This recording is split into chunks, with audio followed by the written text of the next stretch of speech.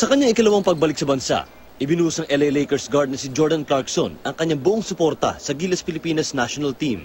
Kasama si Clarkson sa initial na lineup ng Gilas players na posibleng makasama sa official pool. Sumama si Clarkson sa light drills ng Gilas sa Meralco Gym kagabi at kapansin-pansin ang pagtutok niya sa bawat aspeto ng training ng Gilas na naghahanda sa William Jones Cup sa Taiwan na magsisimula sa Sabado. Kakaibang inspirasyon daw ang dala ng Phil-Am na si Clarkson sa koponan.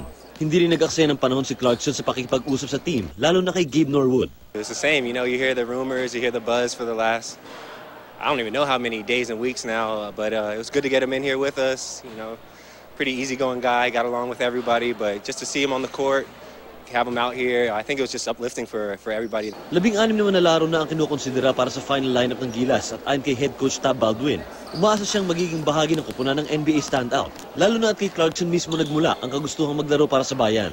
There'll be a lot of rejoicing around the Philippines, just the fact of seeing him in a Philippines practice jersey. But I think we're still a ways away from, you know, confirming his actual role with Gilas. But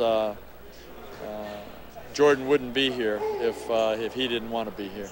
And so I think that's the most important takeaway right now is he wants to play for Gilas. And that's great news for all of us. Sa ngayon ay inaantabayan na ng lahat ang magiging pinal na desisyon ng FIBA kung maaari bang maglaro si Clarkson para sa bansa. Isa sa mga malaking requirements ng FIBA ay ang pagkakaroon ng Philippine passport bago mag 16 years old, bagay na hawak na umano ni Clarkson. Sumama na rin sa training ang tinaguriang Pinoy sa Kuragi na si Mark Pengris na naniniwalang likas kay Clarkson ang pagiging Pilipino. Pag nakasulubong ka palang ngingiti, hey, what's up man, babatiin ka na agad.